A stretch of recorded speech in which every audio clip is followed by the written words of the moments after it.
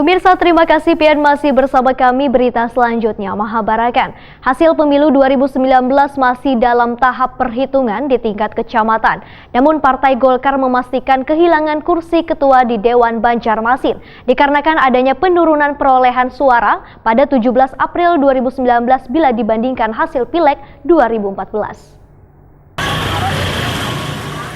Hasil pemilu 2019 masih dalam tahap perhitungan di tingkat kecamatan, namun Partai Golkar memastikan kehilangan kursi ketua di Dewan Banjarmasin. Ketua DPRD Partai Golkar Banjarmasin Ananda Waitakuni Prima TV tengah hari Selasa 23 April 2019 mengaku belum mengetahui pasti total kursi yang didapat pada Pileg 2019 di Banjarmasin. Namun dipastikan Partai Golkar kehilangan kursi ketua Dewan Banjarmasin dikarenakan adanya penurunan perolehan suara pada 17 April 2019 bila dibandingkan hasil Pileg 2014.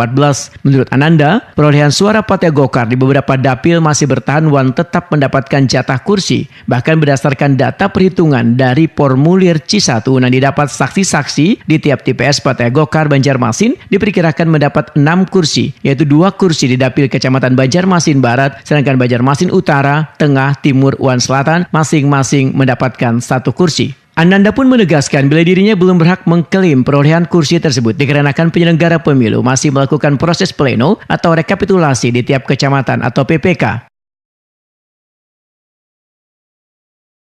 Di Banjarmasin Timur dari 2 kursi menjadi 1 kursi. Kemudian di selatan dan di utara itu kami masih belum bisa menentukan berapa perolehan kursi, tapi insya Allah minimal 1 dapil 1 kursi. Jadi insya Allah mudah-mudahan karena ini sebenarnya saya belum berhak untuk mengklaim berapa kursi yang kami bisa peroleh karena ini masih pelaksanaan rapat pleno di kecamatan di dapil masing-masing. Cuman insya Allah kalau berdasarkan data C1 yang kami terima dari para saksi Golkar yang kami sebar di TPS itu insya Allah kalau memang Allah meridhoi mudah-mudahan kami masih bisa mempertahankan 6 kursi. Jadi 2014 kami dapat 8 kursi, kemudian 2019 ini insya Allah kami dapat 6 kursi, mudah-mudahan.